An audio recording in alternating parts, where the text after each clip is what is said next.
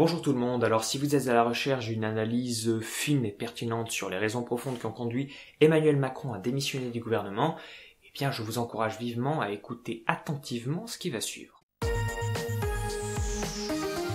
Oui, c'est la chronique d'un événement annoncé, oserais-je dire de toute façon que le divorce entre le président et son ministre était déjà consommé depuis belle lurette, au moins depuis la déclaration que ce dernier avait faite il y a environ 2 semaines de cela, souvenez-vous.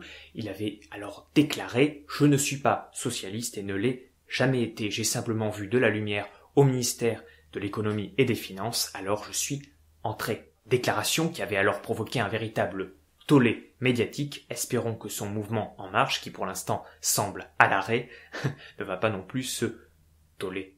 Finalement, je dirais que tout ceci était patent. En 2 mots, pas en 1, puisque justement, précisément, cette démission n'est guère épatante. Je me suis laissé dire que Michel Sapin était pressenti pour prendre la place d'Emmanuel Macron, Michel Sapin qui était aussi pressenti pour devenir ministre de l'Agriculture, de l'Agroalimentaire et des Forêts. Sapin, ministre de la Forêt, vous avez compris?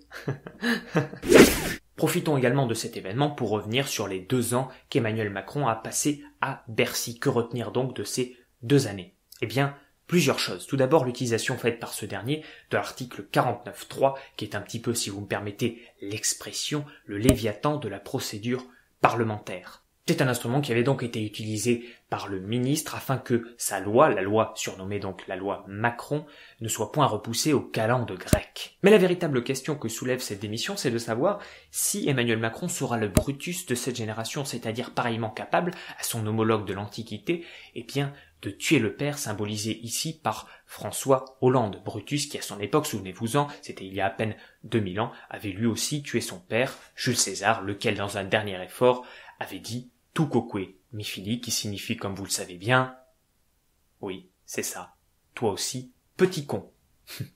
Emmanuel Macron a donc préféré démissionner du gouvernement plutôt qu'éternellement poursuivre des chimères qui seraient symbolisées ici donc par le chômage, qu'on pourrait aussi comparer à une sorte de rocher décisif contre lequel on cherche toujours à lutter, mais qu'on ne parvient pas à résorber. Voilà, c'était mon analyse de la démission d'Emmanuel Macron du gouvernement. Au revoir.